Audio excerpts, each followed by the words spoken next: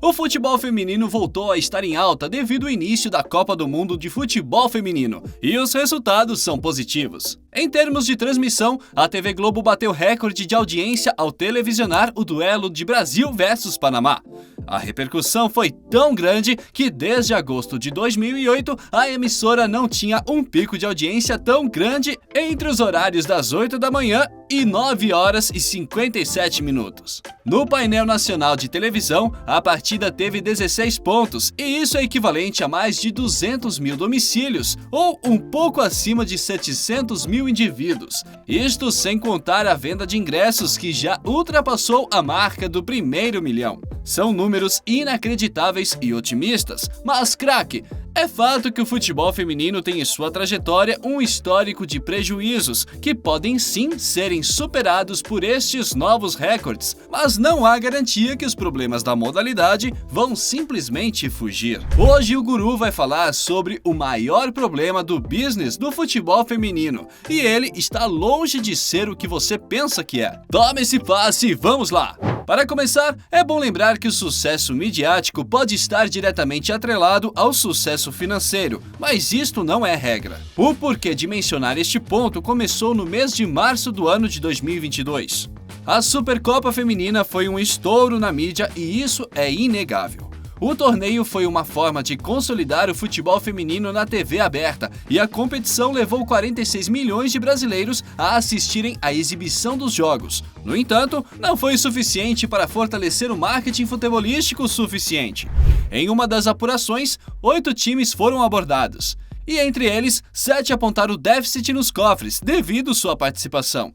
Entre os clubes podemos falar do Flamengo, Smack, Internacional e Grêmio, por exemplo. Tratando de números, o time que expôs abertamente os valores foi o vice-campeão Grêmio. Das quartas à fase final, o clube gaúcho teve que desembolsar mais de 35 mil reais. E além do problema econômico gerado pela competição, os danos também foram a longo prazo. A vitória do torneio não trouxe ao Grêmio uma vaga em uma competição posterior, e os ganhos não foram nem ao menos equiparáveis às perdas. O próprio Yura, o diretor de futebol feminino do tricolor gaúcho, admitiu que se for para ter despesas, mesmo nas vitórias, é melhor que sequer hajam campeonatos.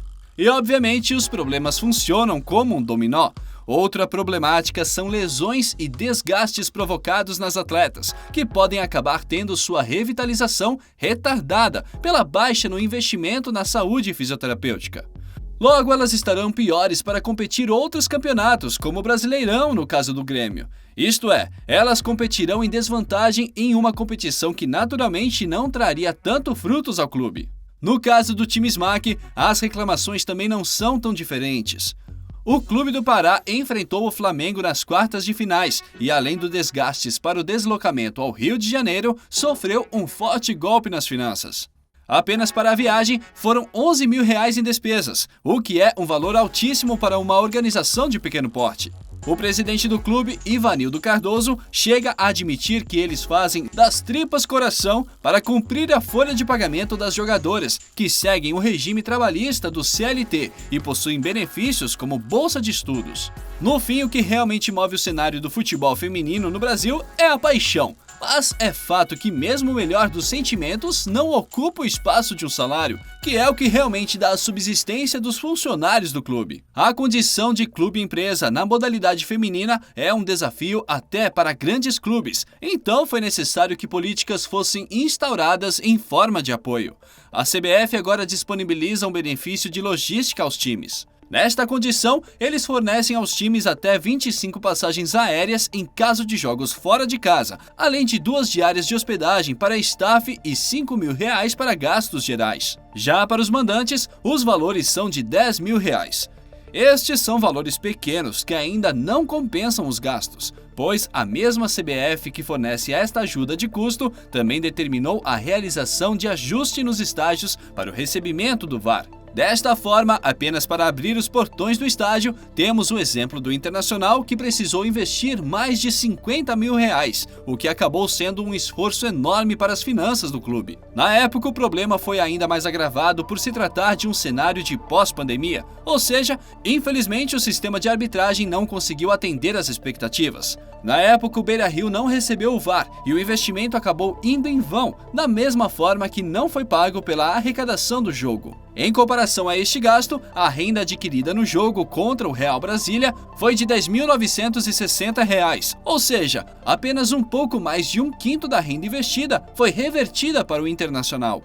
Entre os times brasileiros femininos, o único que registrou lucro foi o Corinthians, que obteve um rendimento astronômico em comparação à média nacional. No seu confronto contra o Grêmio na final, a Neoquímica Arena reuniu 19.547 torcedores, que forneceu uma renda de mais de R$400 mil.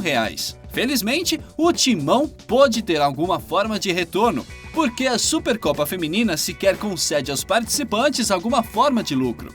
Enquanto isso, a disputa no futebol masculino dá ao campeão o prêmio de R$5 milhões, como no caso do Atlético Mineiro. Além disto, o craque do torneio, o atacante Hulk, ganhou um carro da marca Kia, que tem uma avaliação em mais de R$150 mil.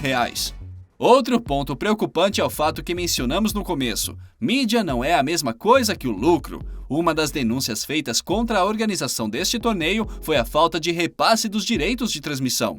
Cada partida foi transmitida pelo Grupo Globo através do Sport TV.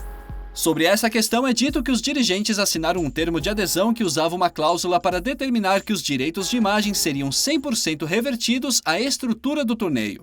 Mas não há transparência neste fato.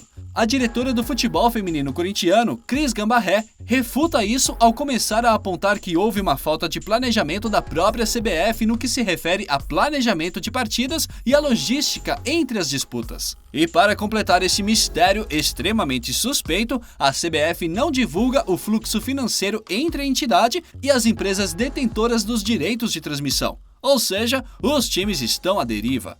O Corinthians só saiu com seu saldo positivo pelo intenso trabalho da gestão nos bastidores. Suas manobras duraram meses e, felizmente, eles tiveram 3 patrocínios que foram pontuais no apoio à venda de ingressos. No futebol como um todo, as organizações tendem a depender dos artigos esportivos, dos direitos de transmissão e os valores obtidos nas transferências entre os clubes. Mas o que fazer quando os times sequer podem recorrer a alguma dessas formas de renda? O futebol feminino com problemas estruturais e culturais. Enquanto as gestões não promoverem investimentos ativos e o público não adotar a modalidade como realmente um esporte competitivo e sério, esse segmento futebolístico nunca irá para frente. Uma das apostas para esta revolução é esta Copa do Mundo, que apresenta números recordes que realmente podem virar o jogo para o cenário global das atletas e times. Mas não é apenas o futebol feminino que apresenta um colapso. Pelo mundo, o esporte tem mudado drasticamente. Um exemplo é a própria La Liga, que sofre um problema que certamente pode colapsar toda a sua estrutura, e nós explicamos ela perfeitamente. Assiste, craque! E até a próxima partida!